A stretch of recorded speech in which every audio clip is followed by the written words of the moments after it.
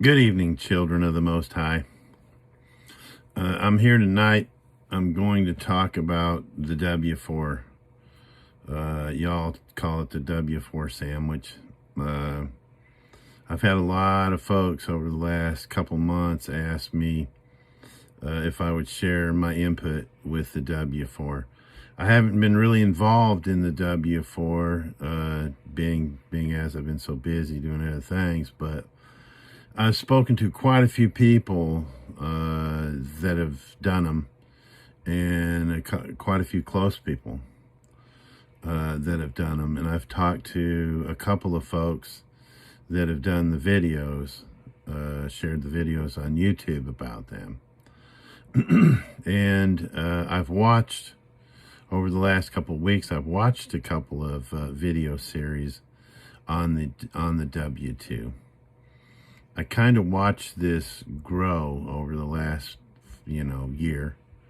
It started with some folks, on back about the time the Telegram channel came up. As a matter of fact, there's already a W-4 Telegram channel going on when the study group Telegram channel was up. So this is something that's been going on, and it's been developing over time. One thing that I have noticed about it is this process has morphed so many times. I can't even recall. And that's the way things get figured out. They do. I will admit that that's the best way to figure things out, trial and error. But I've realized quite a few things as I've watched this grown into what it has grown into. And Lavely, my prison friend, we've been hitting this at every angle possible. So he had mentioned that he would like for me to do one for him. I'm authorized to sign his signature on anything I wish, because he's locked up inside. And so I did that for him back around Thanksgiving. And I did quite a bit of research on this before I went and did this.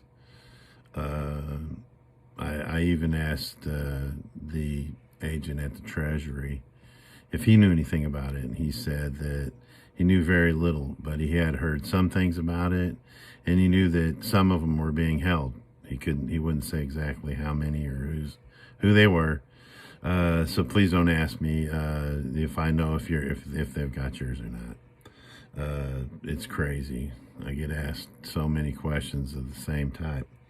But I did Lavely's, and speaking of Lavely, if y'all would like to write him, he's informed me that the address that I gave out on his video, for quite a little while, the prisons were allowing it in, but they started rejecting his mail because it said Morgan County Military Industrial Complex. That was the address that I gave out. So he's not getting mail if it says military on it. They argued with him.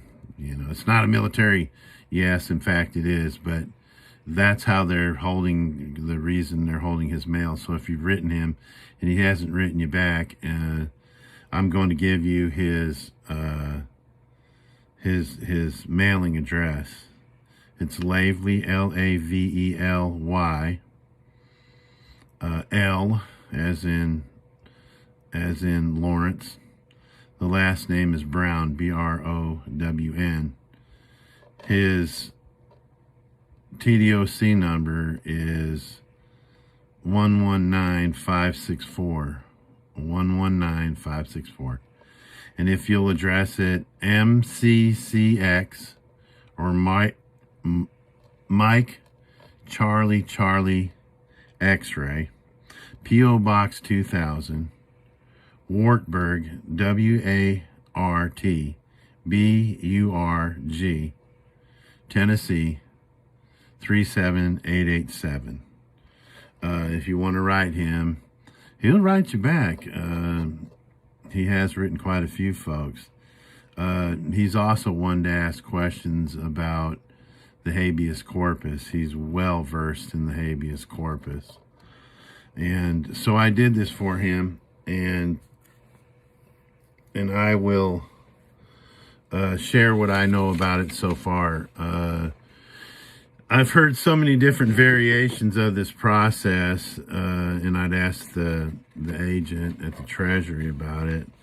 And back when I'd asked him this, he informed me, and I said this on a previous video, don't white out anything on those documents. Sign it without prejudice, and use your beneficiary signature. You guys got to remember that this is a tax filing. You're actually filing taxes, but you're filing them as the beneficiary. You're reserving your rights. And when you reserve your rights like that, they really can't come back on you. If they say, oh, this is a frivolous filing. No, it's not a frivolous filing. And if you think that it is, don't sweat it, because I reserve my rights. I reserve my rights. All your rights. You got to remember that every taxpayer is assessed a K-Trust. It's the taxpayer that's filing. You're filing as the beneficiary. Actually, you're just putting this information, giving this information to the trustees, which is the IRS. Whoever signs it,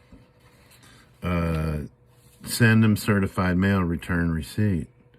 That makes it a common law contract. So the couple of things about it, since I made that last video. One was, when I made the video, I'd said, look, don't white nothing out. Sign it without prejudice, and use the beneficiary signature. That's what Mitch said.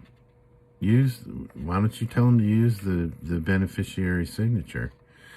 And I've noticed that some people are filing this, and their cover letter, at the bottom of their cover letter, they're writing authorized representative. No, file it as the beneficiary. You say authorized representative, and then at the below that you sign it with a beneficiary signature. So I looked at different cover letters that people were writing, and a lot of it was good. The verbiage was good, but I added some things that I thought were crucial. The point that you want to get across, because remember, this is a common law contract when you send it certified mail. And the cover letter that I came up, I'll read it to you. Please audit all of these trust business entities immediately.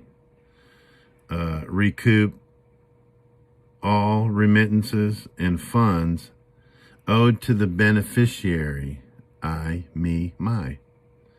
Without delay, without delay or denial. I am unsure if I included everything correctly. Please correct any areas or errors and add any forms I failed to provide. If there's anything else you require of me, feel free to contact me. Sincerely, done in good faith.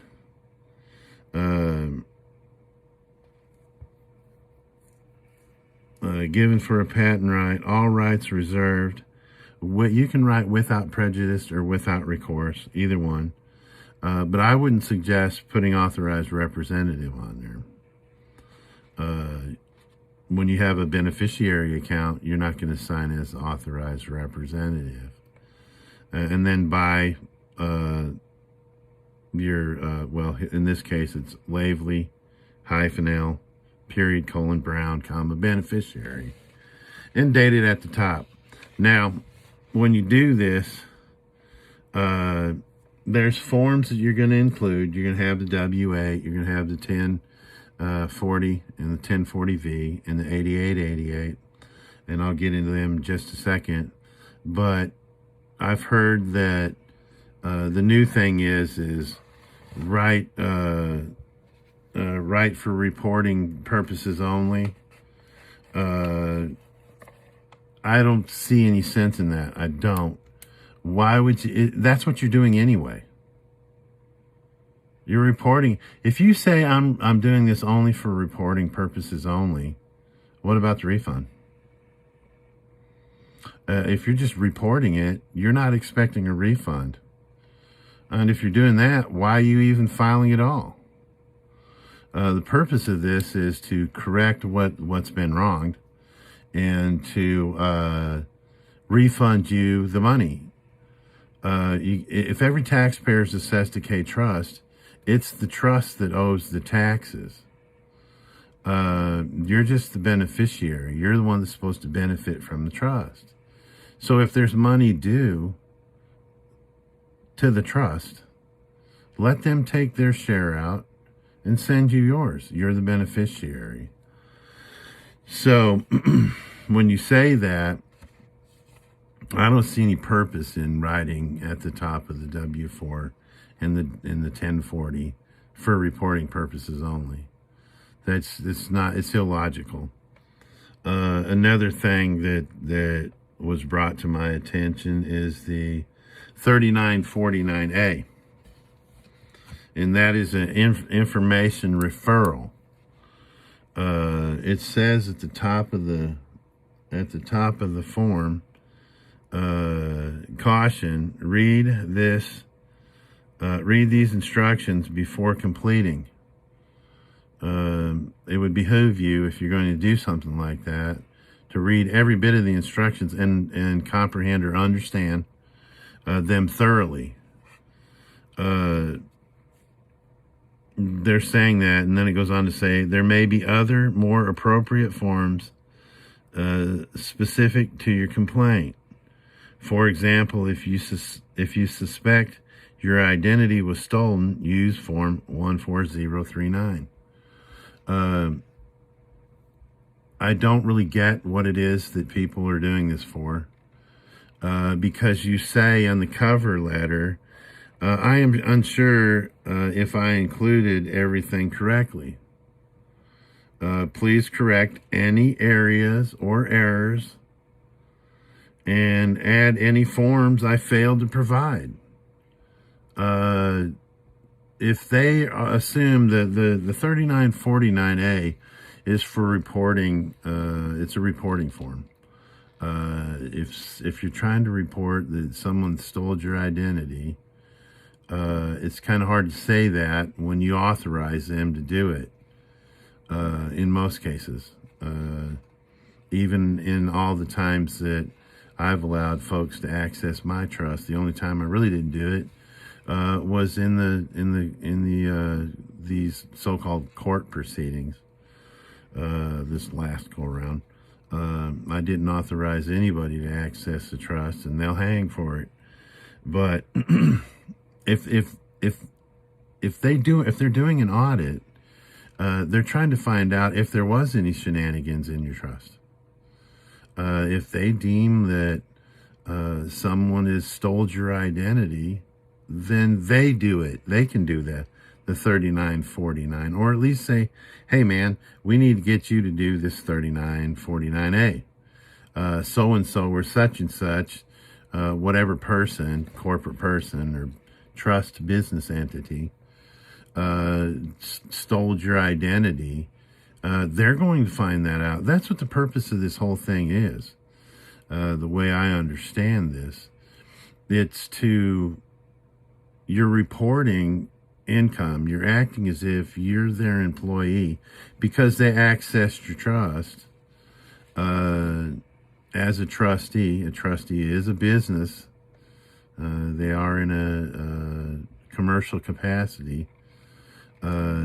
So yeah, you could consider them your employer or your trust employer. Because that's what it really is. No humans or sentient beings are actually employed. It's their trusts that are employed. I've been over this in previous videos.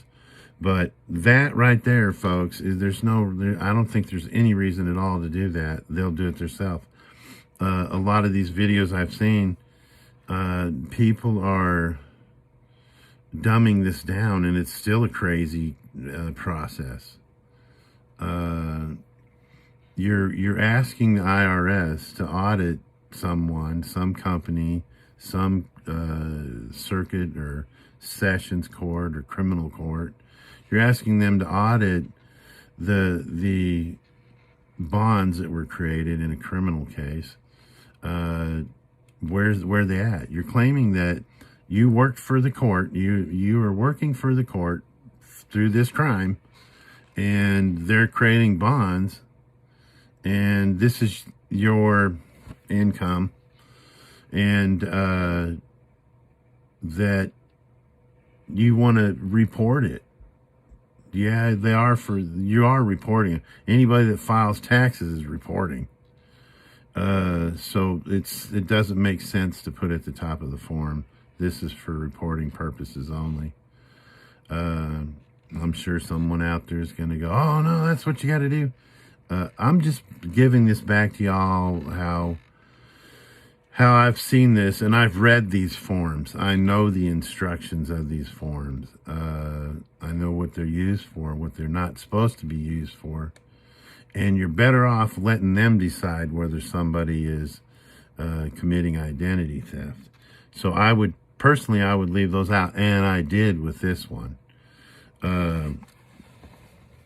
So I did the W-4s on his cases, and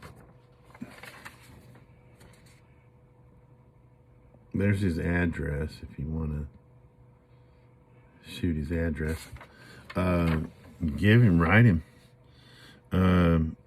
At the top, you put in the first name and the middle initial and the last name or the family name. Over there's the Social Security, the address where he's at, and at the step 5, sign here. And I sign without prejudice and with the beneficiary signature. I'm authorized to do that. And dated it, and then at the bottom the employers, you filled that in. Knox County Circuit Court Clerk Charles D. Sansuno III, and then the address in Knoxville, and for the EIN or the case number at the bottom. Yeah. That's the W-4, and I did 3 of them because he had 3 different cases. And then I did I got one for each case. And then I did the 1040. Same thing. Pretty simple. The name, Social Security number, mailing address. And everything else is blank on that page. Everything else is left blank. Now, I have seen on page 2 of this where people are putting in 30 on line 34, I think it was. Or no, 33. And they put in amounts over in the column. I left those blank. I've seen some people put 2 million, 3 million, whatever. And then I put down on 35A and 35B the routing number and the bank account number that the money should be returned to. Then I did the same thing. This is all simple, guys. I mean, it's crazy simple. Did the same thing with an 8888. The name, the social security number, date, and you know, it's a checking account, it's a routing number and an account number. And then the last thing was this 1040V.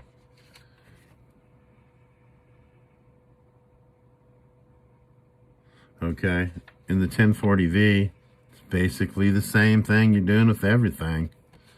The name and the address, state and zip code, and then everybody's doing the thing on the back. That's the one thing I seen that was familiar. Every one of the videos I seen, people are doing the same thing with the stamp and signing diagonally and the social security number at the top and the date below.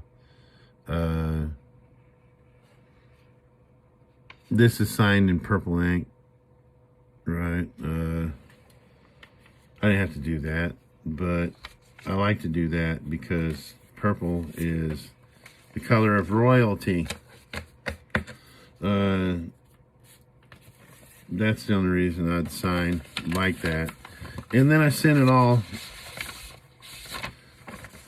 to 1111 constitutional certified mail, so that and some people might say, why not just send it to the IRS? Well, I was talking to Lavely this morning, and he was having trouble getting the stimulus check. Yeah, they were giving stimulus checks to the inmates. Why? Because they're employees. They're employees of the prison. I'm probably the only one, me and my friends, we're probably the only ones that I know of anyway, that refuse to sign the W-9. That's one of the things they had everybody sign at intake when they went into prison, was the W-9. You become an employee. They're asking these inmates to sign a W-9. That's permission to get the social security number. They make you an employee of the prison. So he got the first stimulus check, and he was having trouble getting the second stimulus check and getting a runaround and everything. So he had wrote a couple of letters and to the IRS, and I said, look, what you got to do, anytime you're going to send anything, I don't care if you're straight up Joe Q Public and you're sending your taxes in like a good United States citizen, you're sending your taxes in. Send them to 1111, address it to the United States Treasury. He said, well, why would you want to do that? Why wouldn't you just send it to, Austin, Texas, or Kansas City, Kansas, or one of the other subunits of the Treasury or the IRS? Because it might take a little longer sending it that way, but the Treasury's getting their hands on it. They're the ones signing for it. You remember, you're using the postal rule. You're creating a contract. You're not just sending in your regular old 1040, filing your taxes like a good old American citizen there. You're getting them a contract that they received it. Let them decide where it goes. It might take a little longer to get there, but look who you got signing it. The IRS collects for the Treasury. Why wouldn't you send it to the Treasury first? That's the way I feel about that anyway. But this, it's simple. It doesn't have to be as complicated as all these folks are making this out to be. Give it to them. Fill out this pertinent information. Give it to them, and then tell them to do it. You do it. You're the trustee. Audit this court, audit this Capital One, audit this whatever finance company, whatever mortgage company. Audit them. If money's being made because of my trust, then audit them and find out. Get your share. I've heard a lot of people have success, and it seems like everybody that's tried this, all the different ways that it's being tried, there's people that have success stories, and there's people that get frivolous filings, and there's people that don't hear anything at all. And you don't know. You don't never know what's the right way of working. But like with Lavely in his case, and I'll probably, if this works for him and he gets out of prison because of it, or anyone gets out of prison because of this W-4 thing, yeah, you can bet I'm going to file one on my case as soon as I hear, as soon as I hear something. I'll do it. This is all testing the waters, folks, and that's why it's been regurgitated and redesigned so many times. But I'll let y'all go. Another thing people's asked about was, could I teach the 1099A process in more detail? I don't know. You're probably right. I probably could. Teach how do you respond? What did you write in the letter to the dealer? That's probably a whole video in itself. But the thing about that, folks, if you're going to have success, and there are people that have had success with getting vehicles, but remember, that's not the number one reason why you do this.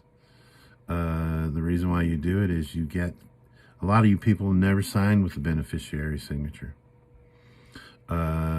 You really can't go after them until you do.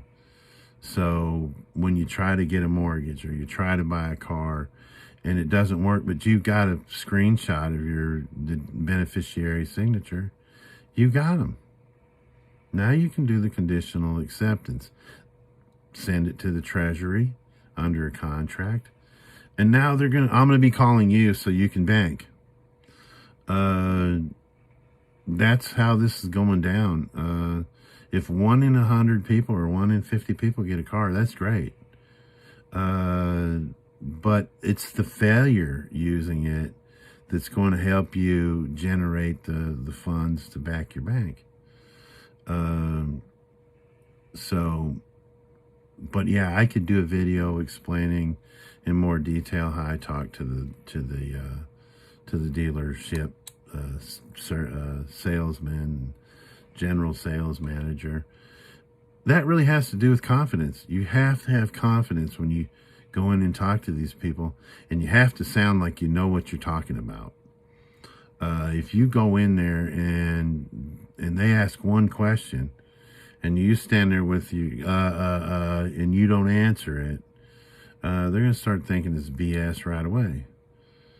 Confidence is where it's at. You got to convince them you know what you're talking about, and this is how you do it. So I may get into some videos about that, the 1099A, acting more as a trustee. I know a lot of folks, we're kind of put that on the back burner, until the bank comes up. Yeah, because I can handle that. But I don't have to handle everybody's. And no, I wouldn't stop trying to be trustees for people. You're getting the paperwork in now when you're doing that stuff. You're not waiting for a month down the road or 2 months down the road to have me get to it after I go through a bunch of other folks and to finally get to you and yours. Start working on this stuff now. But other than that, y'all have a blessed night. Peace and love.